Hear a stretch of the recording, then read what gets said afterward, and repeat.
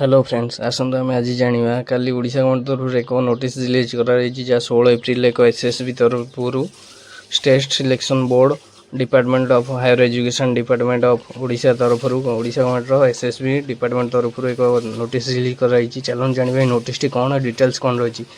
सन जाना librarian requirement जो vacancy आम सब था तापाई एक नोटिस रिलीज कराई जहाँ एसएसबी तरफ काली एक नोटिस रिलीज कराई। टोटाल पोस्ट कौन कौन पोस्ट रही है केते पोस्ट रही है डिटेल्स वीडियो जानना जहाँ एसएसबी तरफ एक काली एक सर्ट नोटिस रिलीज 16 एप्रिल एक सर्ट नोटिस आम जो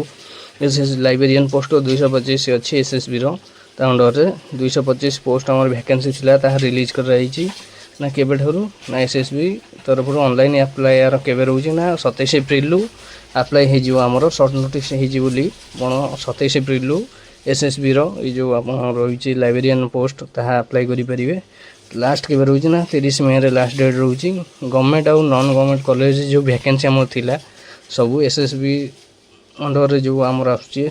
स्टेट सिलेक्शन बोर्ड अंडर जो गवर्नमेंट कॉलेज एवं government aided non government college जो सब आमर वैकेंसी थिला लाइब्रेरियन वैकेंसी ताहा फिलअप एक शॉर्ट नोटिस रिलीज कराई।